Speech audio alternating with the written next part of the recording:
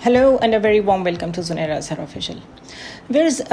ایک خبر لگی کہ صدر مملکت عارف الوی سے دو امپورٹنٹ شخصیات کی ملاقات ہوئی ہے، اور وہ ملاقات اس لیے ہوئی کہ صدر شاید الیکشن کی تاریخ دینے جا رہے تھے، اور کیونکہ صدر کے جانے کا وقت بھی قریب ہے، I think in the second week of September ان کا جو ٹینیور ہے صدر پاکستان کا وہ ختم ہو جائے گا.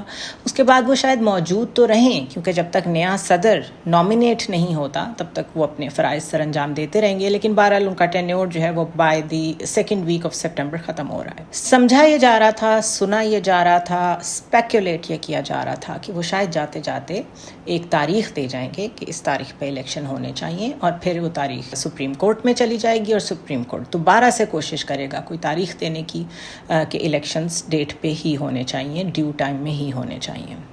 اللیجڈلی جو سننے میں آیا ہے وہ یہ کہ صدر سے ان دو شخصیات نے ملاقات کی اور ان کو ایسا کرنے سے روکا، اور کیونکہ صدر اس پہ اس کے بعد خاموش نظر آئے تو سمجھ میں یہی آتا ہے کہ شاید وہ ایسا کرنے سے باز رہے.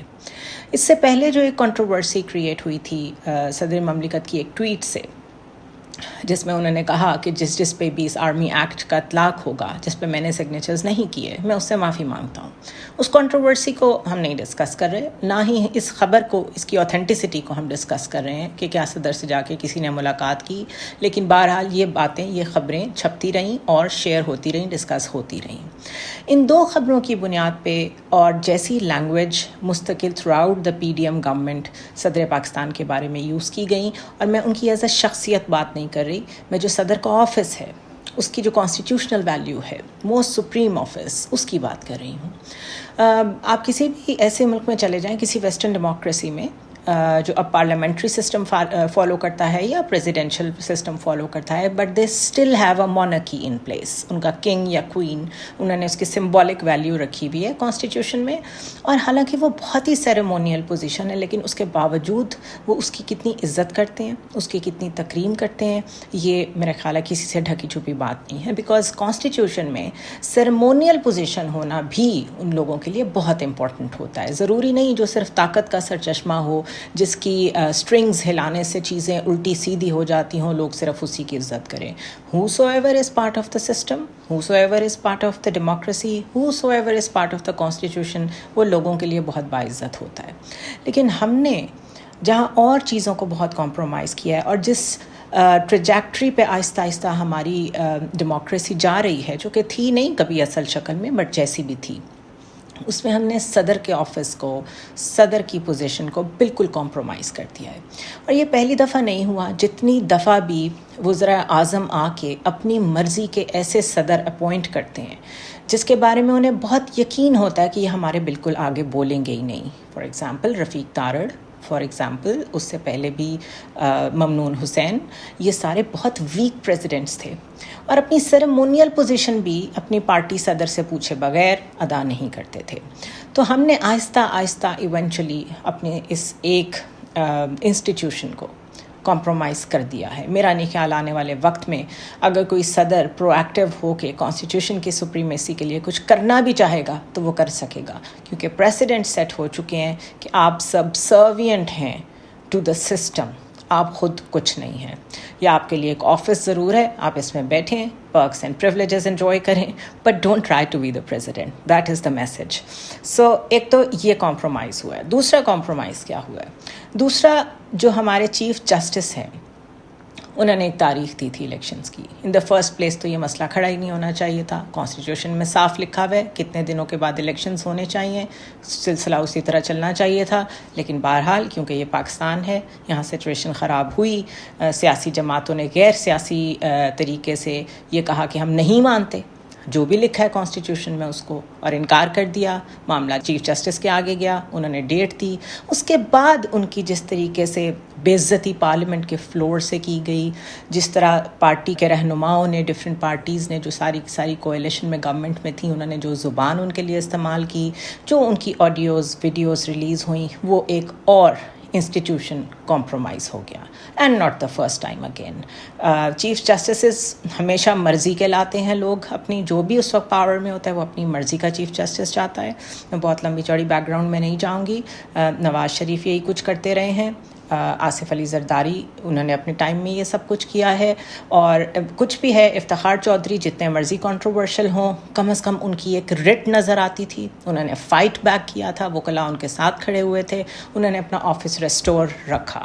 میں صرف آفس ریسٹور رکھنے کی, اپنی سپریمیسی آف دا آفس قائم رکھنے کی بات کر رہی ہوں. I am not endorsing whatever else he did. Similarly Saqib Nisar sahab جتنے بھی کنٹروورشل ہوں, چاہے انہوں نے اسٹیبلشمنٹ کے کہنے پہ نواز شریف کے خلاف فیصلہ دیا ہو, لیکن اپنے آفس کا ڈیکورم ڈٹ کے قائم رکھا. انہوں نے اس پہ کوئی کمپرومائز نہیں کیا اور جہاں بولتے تھے کھل کے بولتے تھے.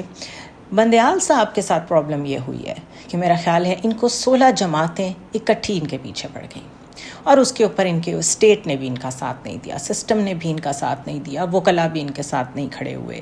بلکہ ہمیں وکلاء میں بھی اتنی ڈویژن نظر آئی کہ جو بار اور بینچ کا ہم ایک بڑا کمبینیشن سنتے تھے کہ یہ بڑا لیتھل اور انیویٹیبل کمبینیشن ہے, یہ اکٹھے ہوتے ہیں, اکٹھے چلتے ہیں اور ان کو کوئی توڑ نہیں سکتا, ہم نے وہ بھی ٹوٹتا ہوا دیکھا. سو بیسکلی ہر آفس, ہر انسٹیٹیوشن پاکستان میں آہستہ آہستہ کمپرومائز ہوا. اور جب چیف جسٹس کا آفس کمپرومائز ہوتا ہے اس کا مطلب ہے آپ کا جسٹس کا نظام جیسا بھی تھا ٹوٹا پھوٹا وہ دھڑام سے زمین پہ گر جاتا ہے.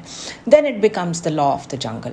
اس کے بعد جو مرضی ہو وہ صرف ایک خبر تو ہو سکتی ہے, لیکن اس کا آپ کے اوپر جو ایک اثر ہوتا ہے ایک ایسے ملک میں رہتے ہوئے جہاں پہ آپ کانسٹیٹیوشن اور ڈیموکریسی میں بڑے بلیو کرتے ہوں, وہ آپ نمب ہو جاتے ہیں کہ واٹ از گوئنگ آن, پھر کانسٹیٹیوشن ہے کیوں, پھر یہ آفیسز ہیں کیوں.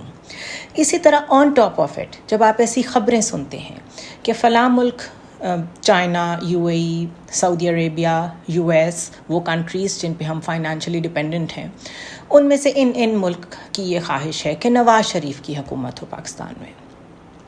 اب سوال یہ پیدا ہوتا ہے کہ یا تو ہمیں بتا دیا جائے کہ یہ واقعی ایسا ہی ہے اور ہم اتنے مجبور ہیں, ہمارے پاس پیسے نہیں ہوں گے, اگر ہم نے ان کنٹریز کی بات نہیں مانی تو لیٹس ہیو اے کنسنسس کہ کن لوگوں کو ہم نے گورنمنٹ دے دینی ہے. یہ بات میں بارہا کر چکی ہوں.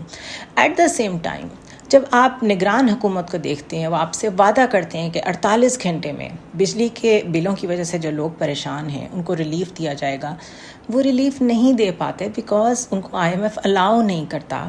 تو اس کے بعد آپ کی سوورینٹی کتنی رہ گئی ہے, آپ کا ایز اے اسٹیٹ خود وجود کتنا سوورن ہے اور کتنا انڈیپینڈنٹ ہے, اس پہ بھی سوال کھڑے ہو جاتے ہیں. And on top of it آپ کو لوگوں کو یہ سچ بتانا چاہیے کہ ہم یہاں تک پہنچ گئے ہیں.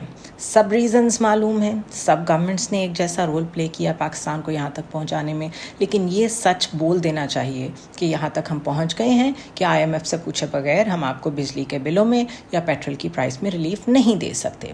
سو بیسکلی نگران گورنمنٹ تک کا یہ جو میں نے سفر طے کیا ہے, اس میں نے آپ کو یہ گنوایا ہے کہ ہماری اکانومی, ہمارے انسٹیٹیوشنز جس میں جوڈیشری اسپائن کی حیثیت رکھتا ہے, اسپائنل کارڈ کے بغیر تو انسان کھڑا بھی نہیں ہو سکتا, وہ بھی کمپرومائز ہو گئی ہے. صدر کا آفس بھی کمپرومائز ہو گیا ہے. وزیر اعظم جو آتا ہے وہ 16 جماعتوں کو خوش رکھنے کی اور اپنے کولیشن کو برقرار رکھنے کی زیادہ کوشش کرتا ہے. اسی طرح اس سے پہلے جائیں تو وہ 1 پیج کو برقرار رکھنے کی زیادہ کوشش کرتا ہے, اور اس سے بھی پیچھے جائیں تو ان کی آپس کی لڑائیاں ہی نہیں ختم ہوتی. تو اس لیے چیزیں ٹرانسپائر نہیں ہوتی, لوگوں تک چیزوں کا ریلیف اگر کہیں ایگزسٹ بھی کرتا ہے وہ نہیں پہنچتا. تو اب جو نگران حکومت نے کوشش کی ہے کہ جو ترقیاتی منصوبے جن کی ایکنک منظوری دیتی تھی, اور ایکنک ایک ایسی باڈی ہے جس میں 3 وفاقی وزیر ہوتے ہیں تاکہ سینٹر کی ریپرزنٹیشن رہے, 4 صوبوں کے جو وزارت خزانہ ہوتی ہے اس کی ریپرزنٹیشن ہوتی ہے, اور یہ سب مل کے فیصلے کرتے ہیں کہ کون سی ترقیاتی اسکیمز کو آگے بڑھانا ہے, کون سے ڈیولپمنٹ فنڈز کدھر دینے ہیں. اور یہ وہی ڈیولپمنٹ فنڈز ہیں جو عام طور پہ سیاسی جماعتیں اپنے ایریاز میں اپنے MPs اپنے MNAs کو دے کر ان کو خوش بھی رکھتی ہیں, اور جاتے جاتے آخری 2-3 مہینوں میں میسو ریلیز کر کے جاتی ہیں تاکہ آنے والے وقت میں جب الیکشنز ہوں تو یہ کہہ سکیں کہ آپ کو یاد ہے ہم نے آپ کو کتنے فنڈز دیے تھے. So you are bound to have a position with us. Coalition بنانی ہو تو ہمارے ساتھ کھڑے ہوں, یا جیسے بھی گورنمنٹ کو فیور کیا جا سکتا ہے. تو وہ ترقیاتی منصوبے جو اصل میں ایک مینڈیٹ والی گورنمنٹ جو الیکٹ ہو کے آتی ہے, جو اس کا پریروگیٹو تھا, اب نگران حکومت جو ہے اس نے یہ فیصلہ کیا ہے کہ ہم ان ترقیاتی منصوبوں کا فیصلہ کریں گے ان کی منظوری کا، یہ کہاں جانے ہیں کہاں نہیں جانے، ہم اس کا فیصلہ کریں گے۔ اب اکارڈنگ ٹو دا کانسٹیٹیوشن نگران حکومت صرف جاری منصوبوں سے متعلق ہی فیصلوں کا مینڈیٹ رکھتی ہے، یعنی کہ جو آن گوئنگ پروجیکٹس ہیں صرف ان میں تھوڑی بہت رد و بدل کر سکتی ہے، یا ان میں کوئی فیصلے کرنے اگر ریکوائرڈ ہوں تو وہ کر سکتی ہے۔ اور ایکنک جو یہ کمیٹی ہے جو یہ فیصلے کرتی ہے، نیشنل اکنامک کونسل کی ایگزیکٹو کمیٹی، اس کی تشکیل نو نہیں ہو سکتی۔ اس میں جو لوگ موجود ہیں آپ ان کو چینج نہیں کر سکتے، اور وہ اس لیے کہ جو اس میں لوگ موجود تھے ان کی گورنمنٹ ختم ہو گئی ہے۔ سو یہ ایکنک ایک ایسی باڈی ہے جو تب تک ہالٹ پہ رہے گی جب تک نئی گورنمنٹ آ کے اس میں اپنی سیٹس فل نہیں کرتی، اور پھر ایکنک فعال ہو جاتی ہے۔ لیکن یہاں پر اپنے ہی نگران گورنمنٹ کے ہی 3 وفاقی وزراء اپوائنٹ کر دیے گئے ہیں نگران حکومت کی طرف سے، اور 4 صوبوں کے وزرائے خزانہ جو ہیں ان کو کونسل کا ممبر بنا دیا گیا ہے، اور ڈاکٹر شمشاد اختر جو کہ اس وقت نگران وزیر خزانہ ہیں وہ اس کی چیئرپرسن مقرر کر دی گئی ہیں۔ This is under exploitation, this is under violation of constitution. یہ نگران گورنمنٹ نہیں کر سکتی اکارڈنگ ٹو کانسٹیٹیوشن۔ اور اس کے علاوہ یہ کیا کیوں جا رہا ہے؟ بیکاز آپ کو یاد ہوگا کہ 3 انسٹالمنٹس میں ڈیوائیڈڈ جو اسٹینڈ بائی 9 منتھس کا ایگریمنٹ ڈار صاحب سائن کر کے گئے ہیں IMF سے، میں نے تبھی یہ بات کی تھی کہ یہ بڑا اسٹریٹجکلی پلیسڈ ٹرانش ہے جو ہمیں ملنے والی ہے۔ وائی؟ ایک ٹرانش انہوں نے دی جاتی ہوئی گورنمنٹ کو تاکہ وہ جاتی ہوئی یہ سلوگن لگا سکے کہ ہم نے پاکستان کو ڈیفالٹ سے بچا دیا اور ہم نے ڈیل کلک کر لی IMF کے ساتھ۔ دوسری ٹرانش کس کو ملے گی؟ دوسری نگران گورنمنٹ کو ملے گی۔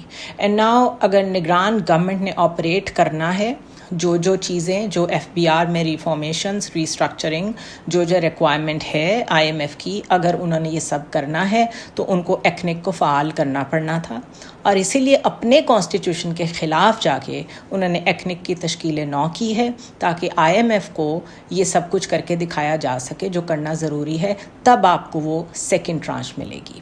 اور تھرڈ ٹرانش آپ کو تب ملے گی جب گورنمنٹ نئی آ جائے گی الیکشنز کے بعد۔ So basically IMF is calling the shots here because آپ کا ٹریک ریکارڈ اتنا برا ہے، آپ نے ہمیشہ پروگرامز پورے نہیں کیے، ان کے ساتھ سٹیٹس کے اوپر دھوکہ کیا، ان کے ساتھ کمٹمنٹس پہ دھوکہ کیا، کمٹمنٹس کبھی پوری ہی نہیں کی، تو انہوں نے فائنلی آپ کو ایسے ٹریپ میں پھنسایا ہے جس میں آپ جتنے مرضی بیان دیں کہ ہم ریلیف دیں گے، ہم کچھ نہ کچھ کریں گے، آپ نہیں کر سکتے۔ اینڈ دا مومنٹ یہ نگران گورنمنٹ یا آنے والی گورنمنٹ یہ کسی بھی قسم کی وائلیشن کرتے ہیں، کوئی سبسیڈائزڈ ریٹ پہ بجلی دے دیتے ہیں لوگوں کو یا پیٹرول دے دیتے ہیں، ہم ڈیفالٹ کر جائیں گے۔ وائی؟ بیکاز وہ آپ کو اگلی ٹرانش نہیں دیں گے۔ سو 3 بلین میں سے 1 بلین ہمیں مل چکا ہے، سیکنڈ تب ملنا تھا جب یہ پیٹرول کی پرائسز اتنی بڑھتی، جب اتنا ٹیرف لگا دیا جاتا، جتنا ان کے ساتھ اگری کیا تھا، جتنا الیکٹریسٹی کے اوپر کمٹمنٹ کی تھی وہ کر دی جاتی، تب سیکنڈ ٹرانش ملے گی۔ سیکنڈ ٹرانش ملے گی، پھر آپ اپنی ساری جو ان کے ساتھ کی ہوئی کمٹمنٹس ہیں وہ پوری کریں گے، تب تھرڈ ٹرانش ملے گی۔ So basically we are totally controlled by IMF at the moment. I still don't blame them because یہاں تک یہ ساری صورتحال ہم لوگ خود لے کے آئے ہیں، ہماری گورنمنٹس لے کے آئی ہیں، اور جتنی دفعہ بھی ان 3 قسطوں میں آپ ان کی بات نہیں مانتے، آپ دوبارہ ڈیفالٹ کے قریب پہنچتے ہیں۔ تو یہ سمجھنا کہ PDM گورنمنٹ جاتی جاتی ہمیں کسی ڈیفالٹ سے فار ایور بچا گئی ہے، یہ ایک الگ مسکنسیپشن ہے۔ یہ 3 مہینے میں ان 3 ٹرائیمیسٹرز میں 9 منتھس کا جو ایگریمنٹ ہے جو کہ اسٹینڈ بائی ایگریمنٹ ہے، اس میں دے ول میک شیور کہ جو آپ نے FBR میں چیزیں کرنی ہیں اور جو پلاننگ کمیشن میں آپ کو کہا گیا ہے ڈیو چینجز، اسٹرکچرل ریفارمز وغیرہ لانے کا، وہ آپ کرتے جائیں گے تو وہ آپ کو اپروو کریں گے آگے کی چیزیں، ورنہ نہیں کریں گے۔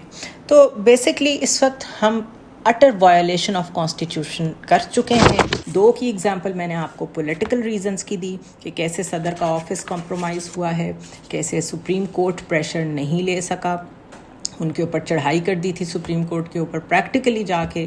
اور مجھے یاد ہے ٹیلی گراف میں اور گارڈین میں جو تصویریں لگی تھیں جس میں جمعیت علماء اسلام کے جو یلو ڈریسز والے طالب علم تھے وہ سپریم کورٹ کے گیٹ پہ چڑھے ہوئے تھے، اور انہوں نے اس کی ہیڈ لائن یہ لگائی تھی کہ Islamists attacked the Supreme Court of Pakistan. تو اتنی چیزیں وائلیٹ ہو چکی ہیں، اور IMF کے ساتھ ایگریمنٹ ایسا سائن کیا گیا ہے کہ I don't even blame the نگران گورنمنٹ کیونکہ اگر انہوں نے یہ سارے کام کرنے ہیں جو ان کو کہے گئے ہیں IMF کی طرف سے، اور پچھلی گورنمنٹ جاتے ہوئے وہ ڈیل سائن کر کے گئی ہے، تو کانسٹیٹیوشن کی وائلیشن کر کے ہی ان کو ایکنک میں اپنے بندے لگانے پڑنے تھے، اور کوئی طریقہ ہی نہیں تھا. So while agreeing to a lot of stuff, میں نے ہمیشہ کہا ہے ہمیں یہاں پریس بریفنگس کی عادت نہیں ہے، ہمیں چیزیں پارلیمنٹ میں ڈیبیٹ میں سننے کی کیونکہ عادت نہیں ہے، ایک کلچر ہی نہیں ہے ڈیموکریسی کا. تو ہمیں باتوں کا تب پتہ چلتا ہے جب ہمارے سر پہ پڑ جاتی ہیں.